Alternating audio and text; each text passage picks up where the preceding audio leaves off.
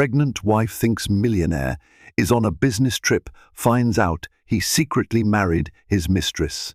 Emma Hastings thought she was living a fairy tale, a grand mansion on the outskirts of London, a thriving business empire under her husband's name, and a baby on the way. She told her friends that James Hastings was away on yet another lucrative trip, one that would secure their future. But a single text message changed everything. When Emma noticed a mysterious transaction and an unfamiliar photo from a lavish hotel in Paris, she knew she had to investigate.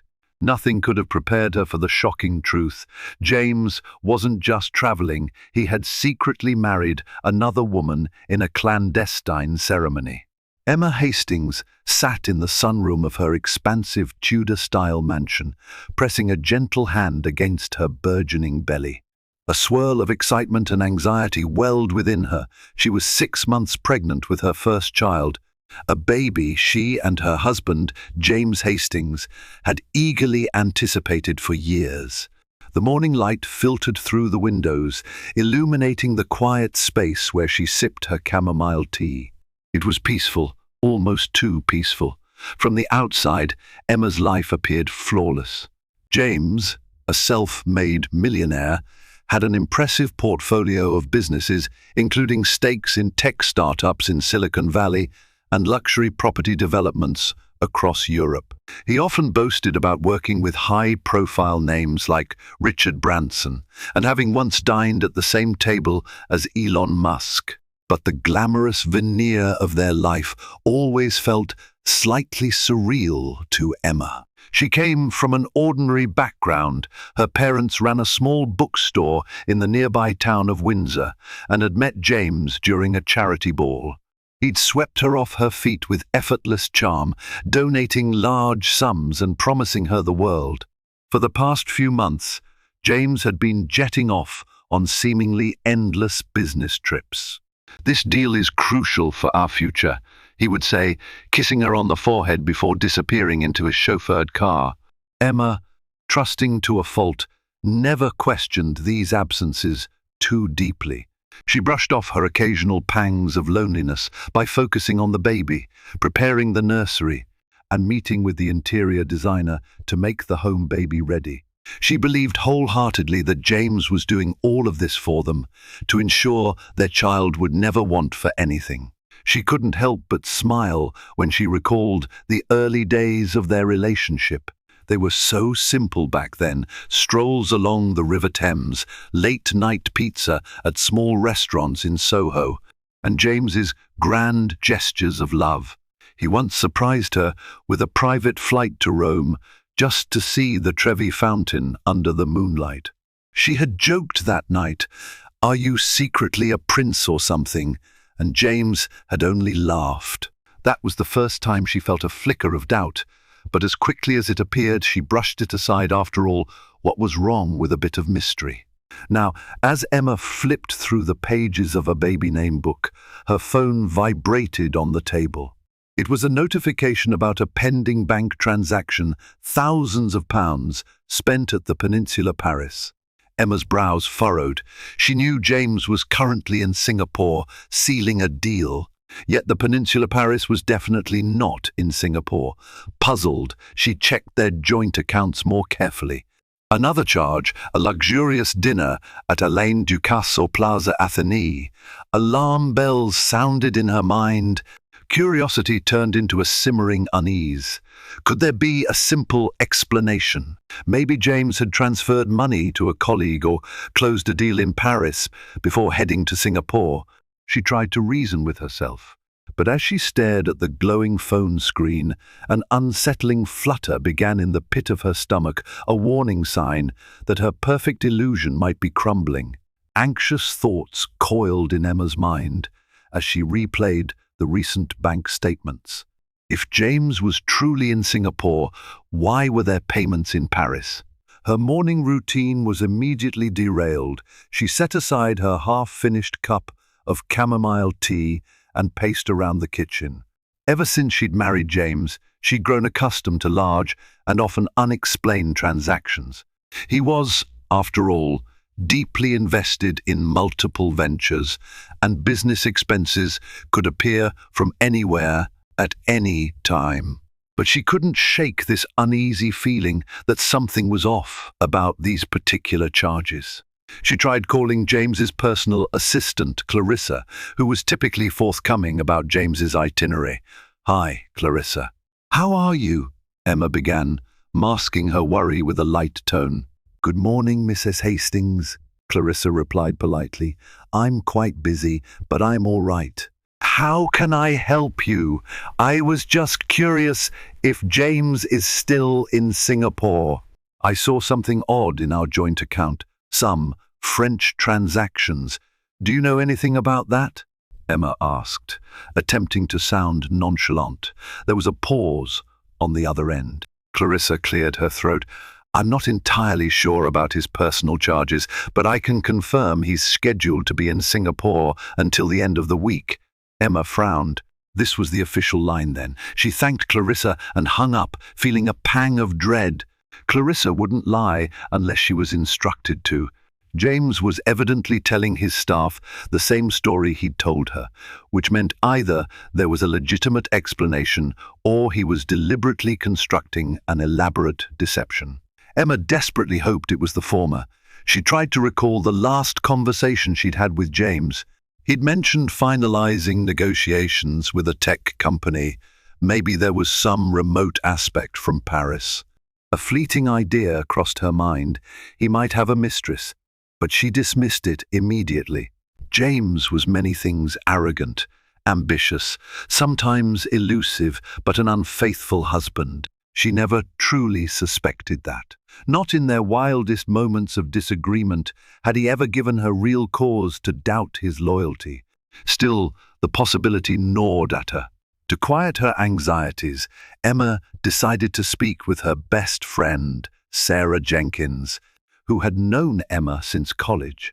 Sarah was the grounding force in Emma's life. She was level-headed, always asked the hard questions, and never hesitated to offer frank advice. Sarah picked up on the first ring. "Hey, Em, how's my favorite mama to be?" Sarah greeted cheerily.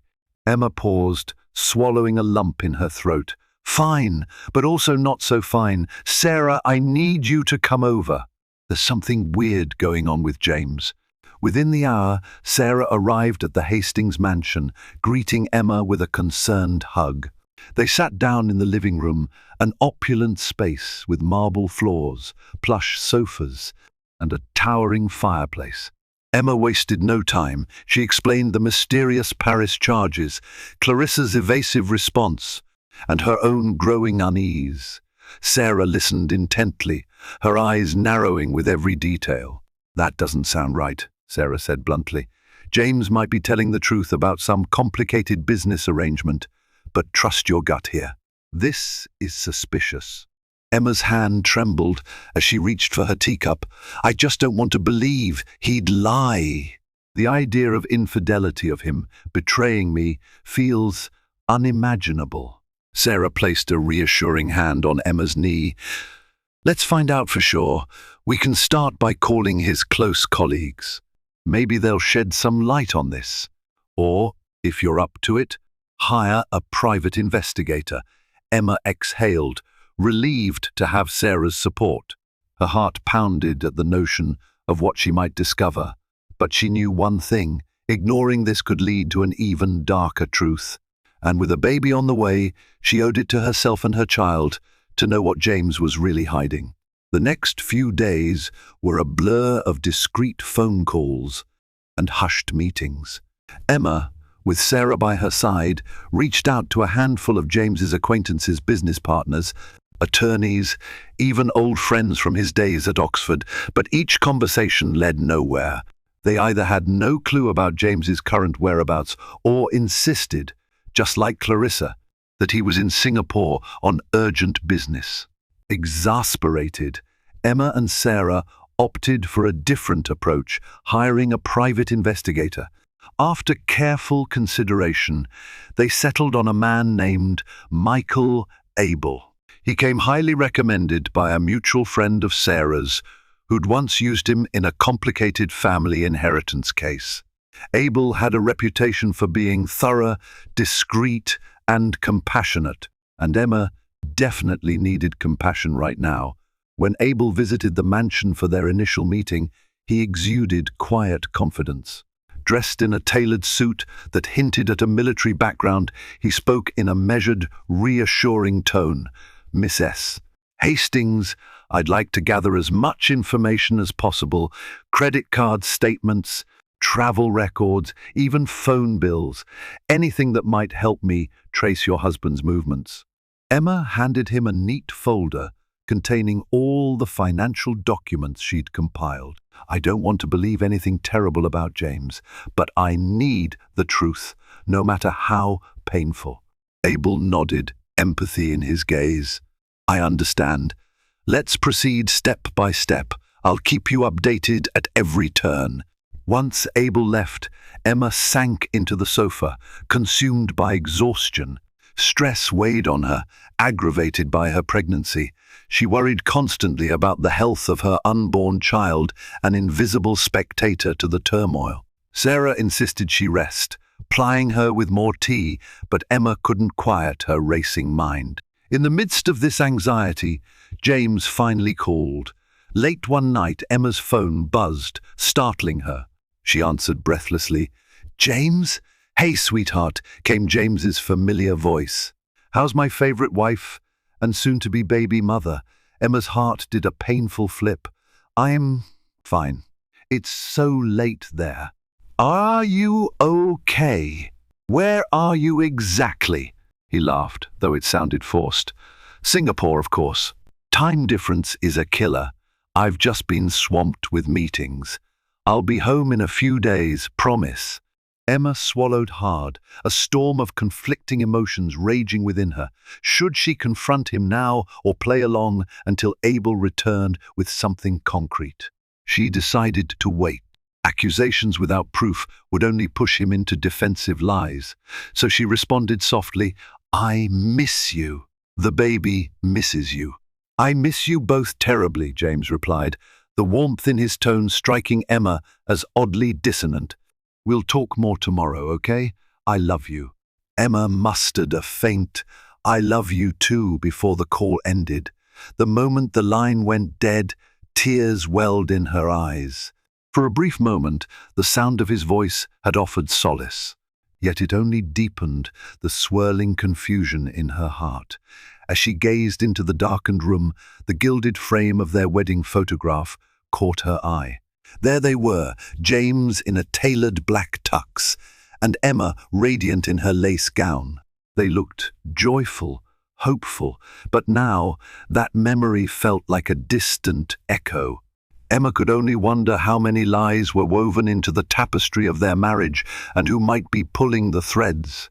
3 tense days passed without significant news from Michael Abel. Emma found herself going through the motions of daily life on autopilot, nibbling on toast for breakfast to keep her pregnancy nausea at bay, supervising the maid's cleaning routine and attempting to lose herself in classic novels, anything to distract from the gnawing dread. Sarah dropped by frequently, ever the calming presence. She insisted on bringing fresh groceries, preparing healthy meals, and reminding Emma of her prenatal checkups. "You're far too stressed right now," Sarah would say gently. "Focus on you and the baby. Let Abel do his job." Then, on a crisp Friday morning, Emma's phone rang. She recognized Abel's number immediately. Heart hammering, she answered. "Hello? Miss S. Hastings, I think I have something," Abel said, his voice taut with urgency. "Can we meet? Preferably at my office in Kensington, somewhere neutral." Emma agreed and requested that Sarah drive her. Within the hour, they arrived at a discreet brick building in an affluent London neighborhood. Abel's office was modest, tucked away on the 3rd floor, yet the walls bore testimonies of his thorough investigative work certificates, thank you letters, and photographs from past cases. Once they settled into 2 worn leather chairs in front of Abel's desk, he began. I've been tracking your husband's credit card activity. It's very unusual. There's definitely spending in Paris, as you noticed, but there's also suspicious activity in Monte Carlo a few months back. Hotel bookings, jewelry purchases, spa packages, all under your husband's corporate card. Emma exchanged a worried glance with Sarah. He never mentioned Monte Carlo. He told me he was in Dubai then. Abel nodded gravely. It gets more complicated. I visited the Peninsula Paris in person, hired a local contact to help. They confirmed James Hastings checked in last week using an alias, James Eckhart. He stayed in a suite for several nights. Disbelief twisted Emma's features. He's using fake names now? For what? That's not the worst of it, Abel added. My contact overheard staff talking. Mr. Hastings, pardon. Mr. Eckhart was accompanied by a woman, a blonde woman referred to as Madame Eckhart. They appeared intimate. Emma's breath hitched. In her mind, a montage of possible scenarios flashed. James holding another woman's hand, whispering sweet nothings, sharing late-night room service. Her stomach churned. Sarah reached for Emma's hand, her face pale. Did they mention who she might be? Abel scrolled through his phone. They said her name was Camille Boucher. From my initial checks, she's a French national with a background in fashion. She's been spotted at high-end events in both London and Paris. No direct criminal record, but she's known in certain social circles as well, let's say a companion to wealthy men. Silence hung heavy in the office. Emma's lips trembled as tears threatened to spill. So it's true, he's with another woman. Why would he do this to me now, when we're about to have a baby? Abel sighed sympathetically. I know this is devastating, Miss S. Hastings, but there's one more thing. The staff at the hotel mentioned a suspicious detail. James and Camille left for a wedding chapel in the 8th arrondissement during their stay. I'm trying to confirm if there was an actual ceremony. Emma stared at him, her vision swimming with tears. A wedding chapel? That can't be possible. I'm his wife. How can he marry someone else? Abel slid a small stack of photos across the desk, grainy images of a man who looked exactly like James, escorting a statuesque blonde woman into what appeared to be a small, elegant chapel. Emma's entire world crashed down in that moment. The illusions she desperately clung to shattered under the stark weight of Abel's evidence. Emma sat in numb shock, staring at the photographs in Michael Abel's office. One showed James in a sleek navy suit, pressed close to the blonde woman Camille Boucher, whom he supposedly called his wife, at the Peninsula Paris. The second photograph showed the couple walking arm in arm out of the chapel, exuding a marital glow that belonged rightfully to Emma. She felt as if she were looking at a twisted mirror image of her own wedding day with James. Sarah squeezed Emma's shoulder, her voice tender. We'll figure this out. You're not alone. Emma's thoughts raced wildly. Was James living a double life? Had he initiated divorce proceedings behind her back? Could a second marriage even be legal? The swirl of questions left her dizzy and lightheaded. Abel cleared his throat.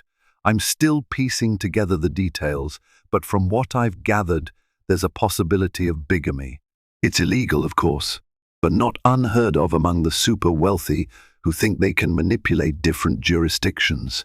Emma closed her eyes.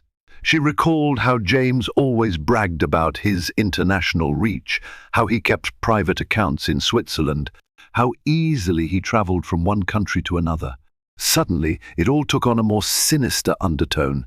I'll keep investigating, Abel promised. In the meantime, you should prepare yourself. There may be a confrontation if you decide to press charges or go to the authorities. Emma wanted to scream, to demand an explanation from James immediately, but her voice felt trapped in her throat. At that moment, her phone rang, jolting her out of her frozen state. It was Clarissa, James's assistant. Miss S. Hastings, Clarissa said, her tone professional. James requested me to let you know he'll be arriving home tomorrow morning. He's had a change of schedule. Emma's pulse quickened. Tomorrow morning? She glanced at Abel, who gave her a silent nod, as if to say, this is your moment. But what would she do? Confront him? Demand an explanation? Or play it cool and gather more evidence? Thank you, Clarissa, Emma managed to say before ending the call. Her mind was already formulating a plan. She'd always been the type to shy away from conflict, but this was too big, too damaging. She had to be strategic. Sarah drove Emma home. On the way, they discussed how best to handle James's return. You can't just pretend everything is normal, Sarah warned. You need to protect yourself and your baby. Emma nodded, a steely resolve forming. Yes, I'll confront him, but carefully. I want to see his reaction, look him in the eye when he lies to me if he lies. They pulled up to the mansion, and Emma's eyes fell on the ornate brass knocker that had once symbolized her fairy tale life. Sarah, she said, stepping out of the car, I never thought I'd be in this position. He was my everything. How could he do this? Sarah's gaze was fierce with loyalty. Men like James sometimes believe they can have it all: money, power, multiple women. But he's underestimated you. You deserve the truth, Em. Emma swallowed back tears, placing a protective hand over her stomach. Tomorrow, James would walk through the front door. She used to greet him with loving arms. But this time, she wouldn't be the same trusting wife. By morning, she vowed, the fragile veneer of their marriage would be shattered by a harsh and undeniable reality. The next morning arrived, draped in a grey, unsettled sky. Emma paced the foyer of the mansion, where she'd arranged fresh flowers and tried to keep up appearances. Her stomach clenched every few minutes, not just from pregnancy discomfort, but from the emotional storm brewing inside her. She wore a simple, loose-fitting dress, and had forced herself to eat a small breakfast. She needed energy for whatever was about to unfold. She heard the crunch of tires on the gravel driveway. Moments later, the grand front doors swung open, and James stepped in, travel bag in hand. Tall, handsome, and commanding, he exuded the same confidence that had once enchanted her. But today, Emma only felt revulsion. He flashed a dazzling smile, which faltered slightly as he noticed her guarded stance. Emma, he greeted, setting down his bag. I've missed you. He leaned in to kiss her cheek, but Emma took a small step back. Confusion flickered in his eyes. Is everything all right? Emma took a slow, steady breath. She felt her heart pounding against her rib cage. I need to talk to you, James, in private. He frowned but nodded, following her into the spacious living room. Once there, she turned to face him directly. Where were you really, James? Because I know you weren't in Singapore. His face tensed, but he quickly recovered with a disarming smile. Emma, what are you talking about? Of course I was in Singapore.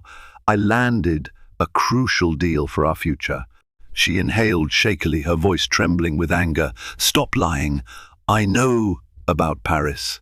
I know about the peninsula. And I know about Camille Boucher. At the mention of Camille's name, James's confident facade cracked. His eyes darted away, searching for an escape. Emma, listen. It's not what you think. She held up a hand. Don't patronize me. I know you stayed at a hotel under a different name. I have proof you've been purchasing jewelry, spa treatments, and who knows what else for her. So tell me the truth. James ran a hand through his hair, a shadow of panic in his eyes. All right? Yes, I was in Paris, but it was just a fling. It's nothing serious. It was a stupid mistake. Emma laughed, a bitter sound she barely recognized. A stupid mistake? I also have evidence you went to a wedding chapel with her. Are you seriously going to stand there and deny that too? His face drained of color. For a moment, he said nothing, as if weighing his options. Then came his feeble defense. She tricked me. It wasn't a real wedding. It was just for show, for some business arrangement. a publicity stunt for her fashion line. It doesn't mean anything legally. A wave of nausea and sorrow coursed through Emma. She wanted to scream, to cry, to throw something.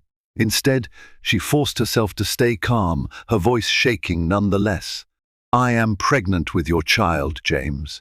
I deserve better than half-baked lies. Did you or did you not marry her?" He gritted his teeth, struggling to maintain composure. "Emma, I can explain everything. But please, let's not do this now.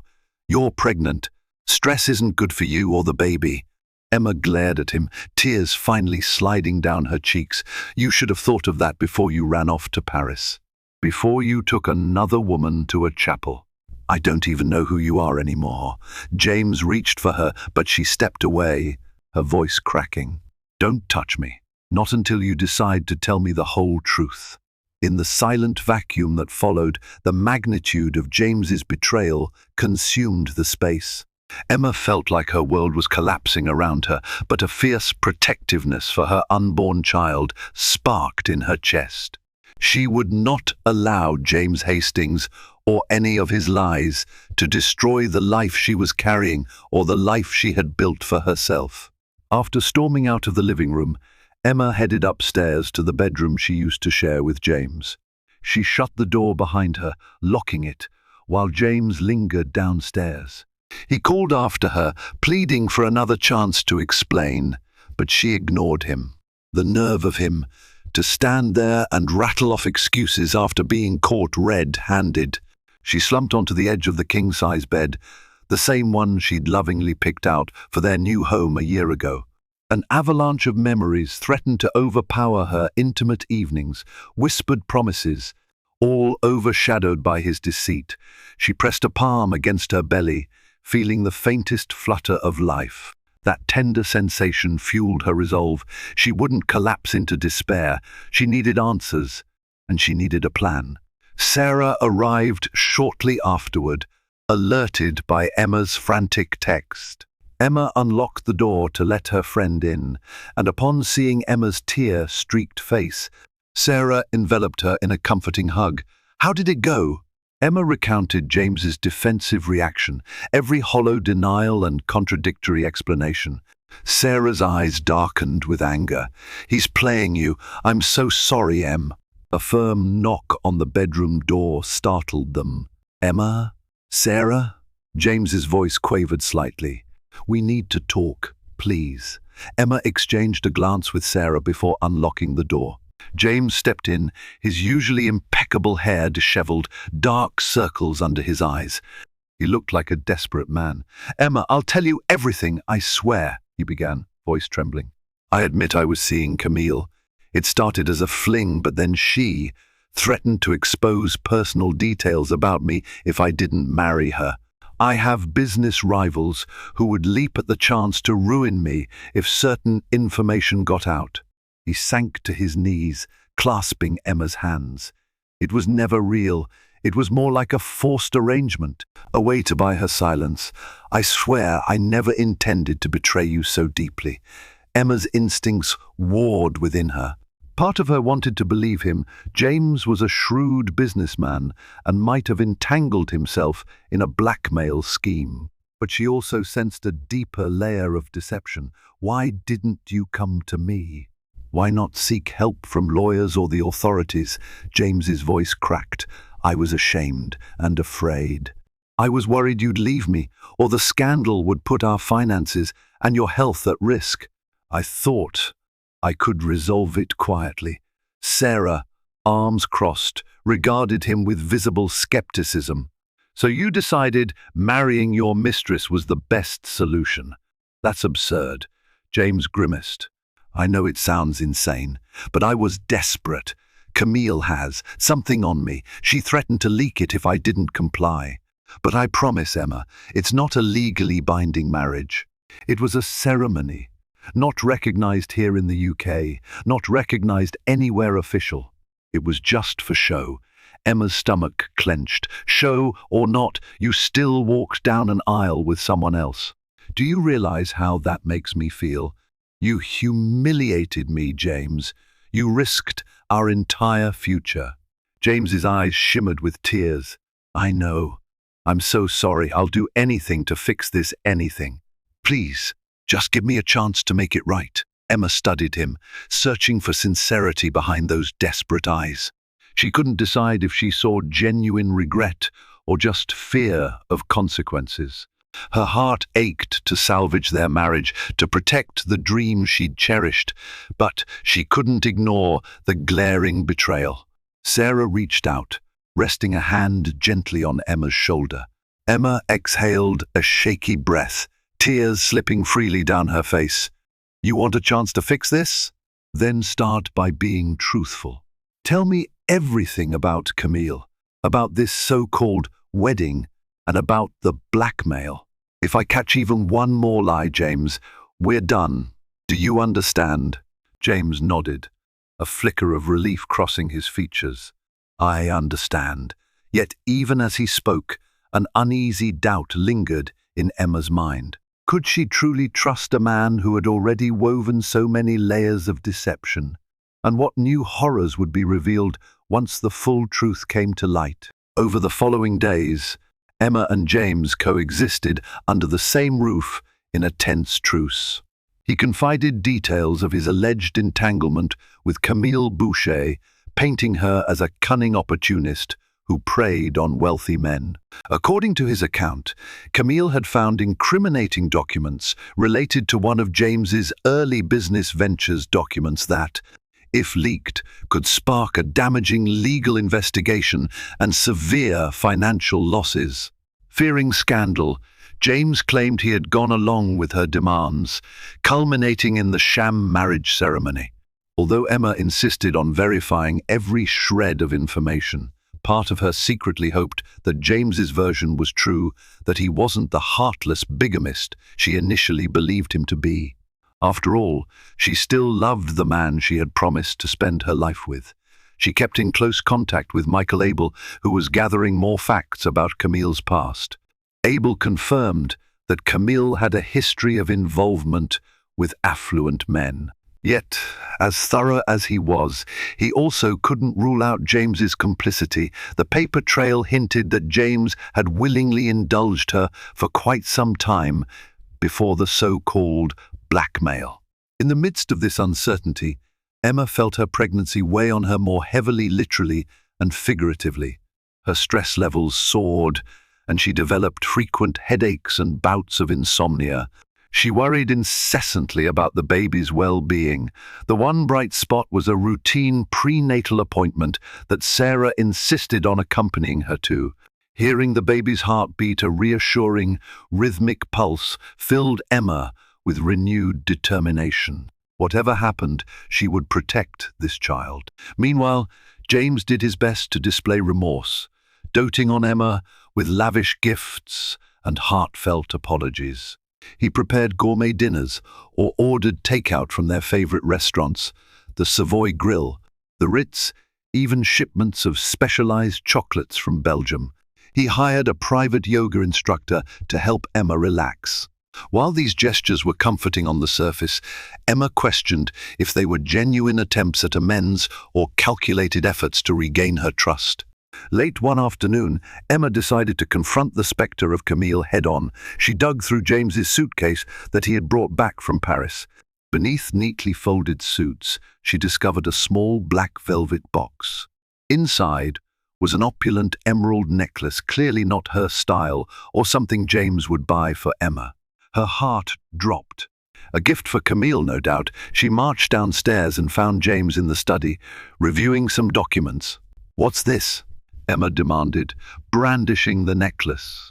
James looked momentarily stunned, eyes flickering with guilt. I was under pressure. She asked for it. I forgot it was there." Emma snorted. "How convenient you forgot an emerald necklace you shelled out thousands for. So much for your grand redemption." His shoulders sagged and he rubbed his temples. "Emma, I swear I'm cutting ties with her, but these things happened before I realized how deep of a hole I was in. Please, let's talk this through." Emma glared, tears brimming in her eyes. I'm tired of talking. You should have told me everything from the start. Instead, you let me find out piece by piece. That's not how trust is rebuilt.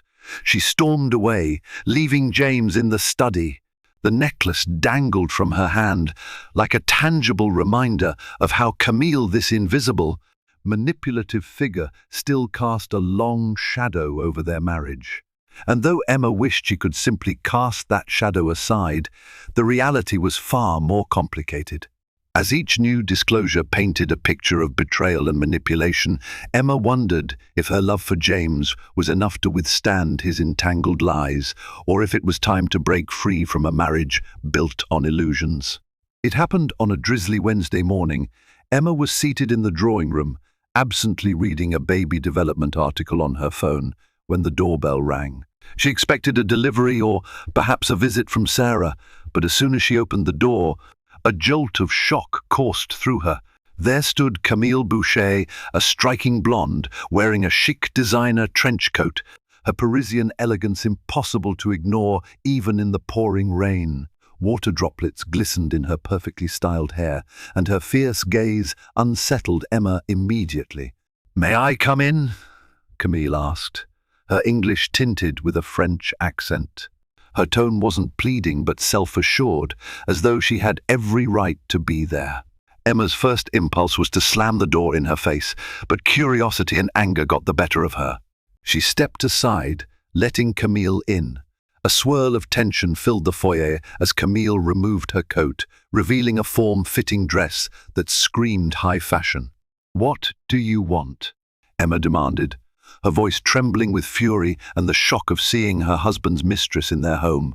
Camille's painted red lips curved in a cold smile. "I think you know what I want. I'm here to speak with James. Is he around?"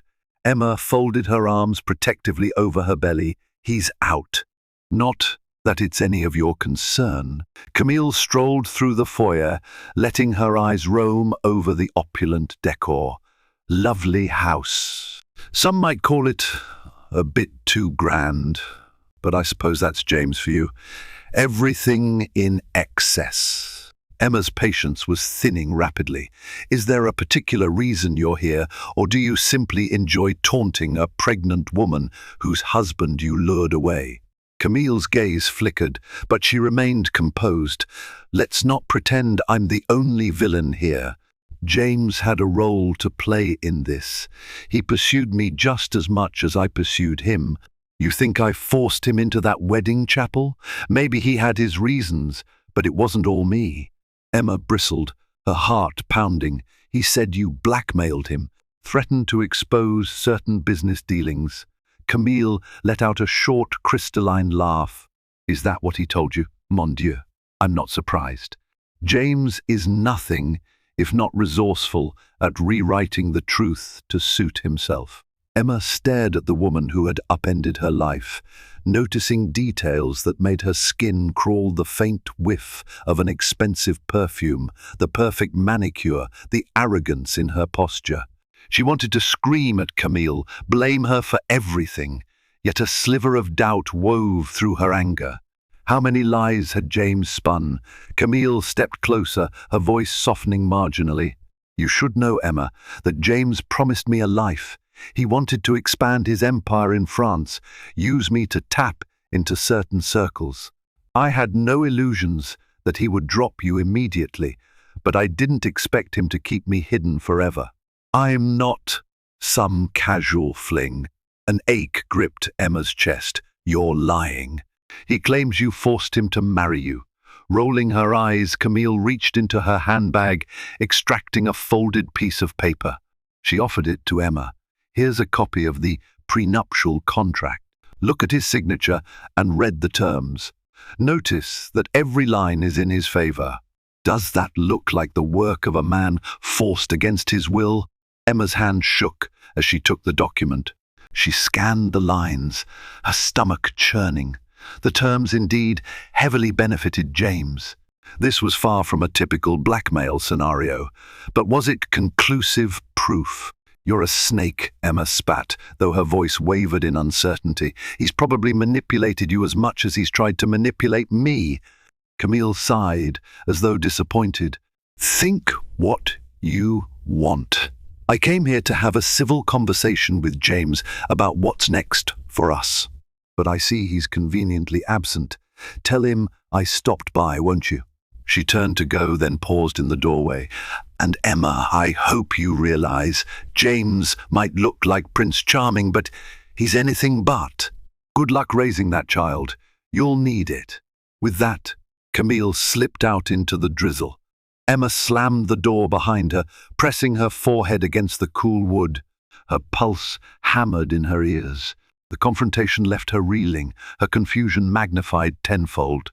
The mistress had come into her home bearing a prenuptial contract that suggested James had actively planned a second marriage, an intentional betrayal.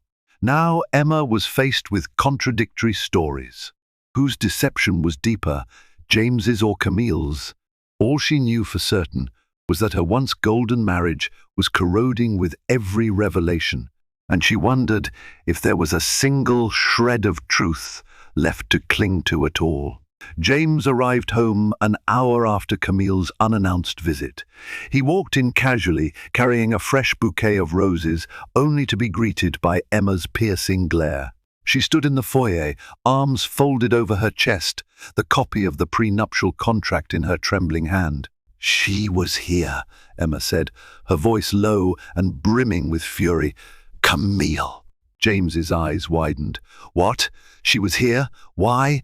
Emma thrust the document at him. She left me this. Care to explain why it looks like you both signed a prenup that overwhelmingly favors you? James stared at the paper, his face going pale. Let me see that. He scanned the lines, anger flashing in his eyes. She must have forged this or twisted the wording. I never agreed to half of these clauses. You mean the same clauses that make it look like you marrying her wasn't blackmail at all, that it was something you orchestrated? Emma's voice trembled. The same clauses that guarantee her next to nothing if you split while your assets remain safe. James shook his head, struggling to speak. I don't know what she's playing at. Yes, I signed something, but I told you it was under duress. She must have replaced the original contract with a new draft. Emma felt her anger mount. Is that the best you can do? More excuses? He slammed his fist onto the foyer table, startling her. Do you really think I want two wives, Emma? My company is on the line. That woman threatened to leak documents that could destroy me, land me in prison for tax fraud. I'd lose everything, our house, our child's future, everything. His voice cracked on the last word, and tears glistened in his eyes, though Emma couldn't tell if they were tears of guilt, fear, or genuine remorse. Part of her wanted to hold him, comfort him, but the betrayal was too deep. She forced herself to remain steady, meeting his gaze. If there's incriminating evidence against you, James, don't you think I deserve to know? I'm your wife, carrying your baby. James nodded slowly. You're right, I should have come clean. But I panicked. I wanted to handle it on my own to protect you.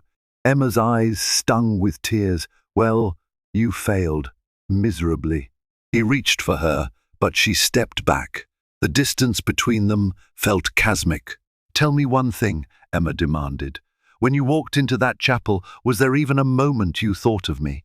Thought about the child we're bringing into this world? A shudder passed through him. Yes, he whispered. Every second. I hated myself for it. Believe me. Emma, exhausted by the emotional whiplash, took a shaky breath. I can't trust anything you say anymore. I talked to my lawyer this afternoon. I'm looking into an annulment or a separation. It's too much, James.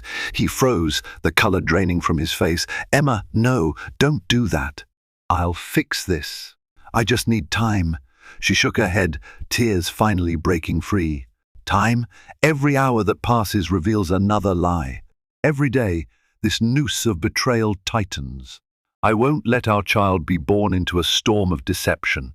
As she made her way up the stairs, James called after her, his voice echoing in the grand hallway.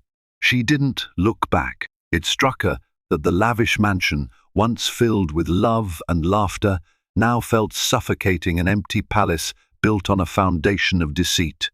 And as far as she could see, there was no clear path to save it. Emma spent the next few days in turmoil, carefully deliberating her options. She spoke with her lawyer, Carmen Ruiz, who specialized in family law and high net worth divorces. Carmen advised Emma on her rights, outlining possible outcomes if James was indeed engaged in criminal activities. Emma also confided in Michael Abel, whose investigation had uncovered more than just an illicit wedding ceremony. There were suspicious offshore accounts and questionable business partners, names linked to money laundering and fraud. The stress took a toll on Emma's health, and her doctor sternly warned her to reduce her anxiety levels. At Sarah's insistence, she moved out of the mansion temporarily, staying in a quiet cottage her parents owned near Windsor. She needed space from James, from the oppressive memories of deceit. James, for his part, made frantic attempts to contact her, texts, voicemails, tearful pleas. Emma ignored most of them, focusing on her health and the child growing inside her. But one particularly dire text from James finally caught her attention. "Camille is threatening legal action. I need to see you, please." Although she was loath to face him, Emma agreed to meet James at a public cafe, the Ivy in Windsor, to ensure a neutral, safer environment. She wore a simple maternity dress and arrived early, choosing a corner table where she could slip away if needed. James showed up looking disheveled, his usually impeccable suit wrinkled, eyes rimmed with fatigue. He sat across from her, leaning in earnestly. "Emma, I'm begging you to hear me out. Camille's going public with a story that we had a real marriage and that I'm committing bigamy. She wants a huge settlement. If I don't comply, she'll leak information about my businesses. I could face fraud charges." Emma regarded him coldly. "Sounds like you're reaping the consequences of your own actions." He swallowed, looking pained. "I know. But I want you to understand something. I never stopped loving you. Everything I did was out of panic, greed, and stupidity, yes, but not because I ever wanted to replace you." She studied him, trying to gauge the sincerity in his voice. "What do you expect me to do, James? Turn a blind eye? Pretend none of this happened?" He shook his head. "No, I need your support. I plan to come clean about certain financial dealings, pay any fines, possibly do time, if it comes to that. But I want to do the right thing now, for you and our baby." Emma's defenses wavered slightly. Hearing him speak of taking responsibility was new. Why the sudden change of heart? James rested his elbows on the table, burying his face in his hands momentarily. "I can't live like this anymore. And once the baby arrives, I don't want my child to inherit a legacy of lies. I'm willing to face whatever punishment comes." She pursed her lips, tears burning at the corners of her eyes. "I appreciate you finally showing remorse, but it might be too late. Camille's not backing down, and I can't trust you. My priority is protecting our child." James nodded, tears in his own eyes. "I understand. Do what you must to feel safe. But please, believe that I'm sincere about making things right." A silence stretched between them, thick with heartbreak and regret. Finally, Emma inhaled deeply. "I'll think about what you've said, but let's be clear, I'm not giving you a free pass. If you want my support, you'll have to earn it step by step. And that starts with cutting all ties with Camille immediately and coming forward about any criminal activity."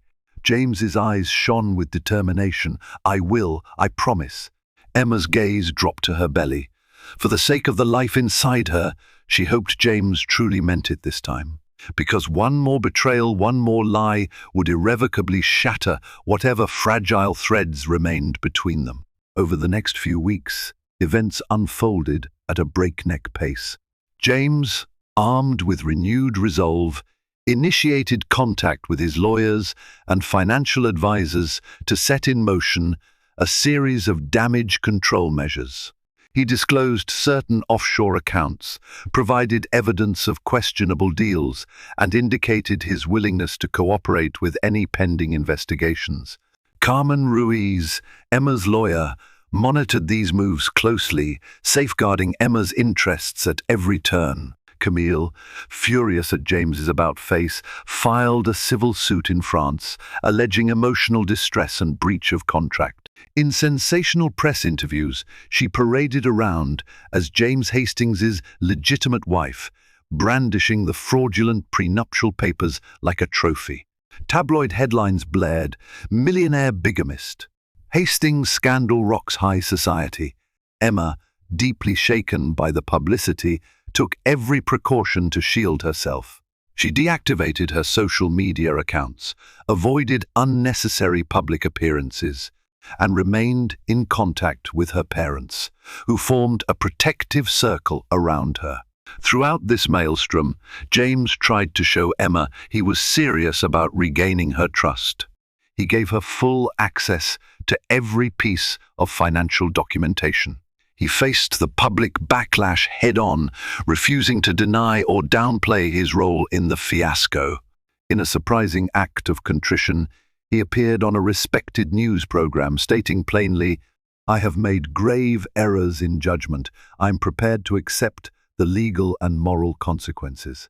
Watching this broadcast from her cottage in Windsor, Emma felt a strange mixture of relief and sadness.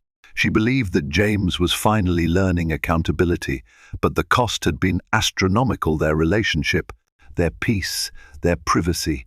She remained torn about the future.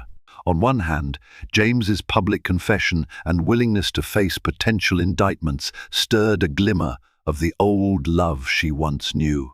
On the other, the pain he had caused was a deep wound that might never fully heal. As Emma wrestled with her decision, she found solace in an unlikely place, volunteering at a local women's center that offered support to pregnant mothers in crisis.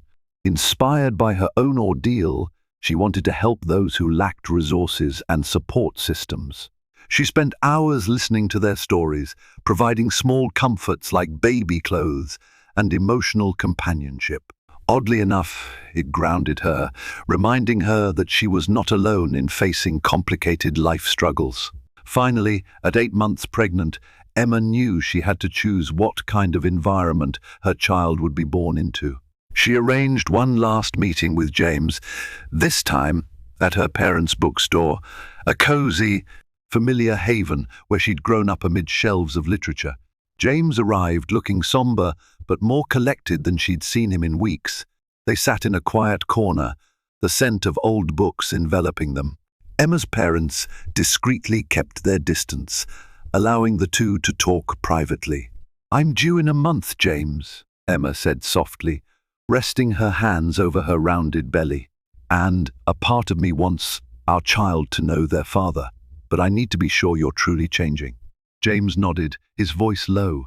"I've taken every step I can to show that I'm not the same person I was. I've signed an agreement with Carmen to protect your financial interests, even if I'm indicted. I've also officially annulled any pretense of marriage with Camille, and I plan to testify against her false claims if it goes to court. I'm done hiding, done lying." Emma's eyes stung with tears as she recalled the heartbreak of discovering his secret wedding.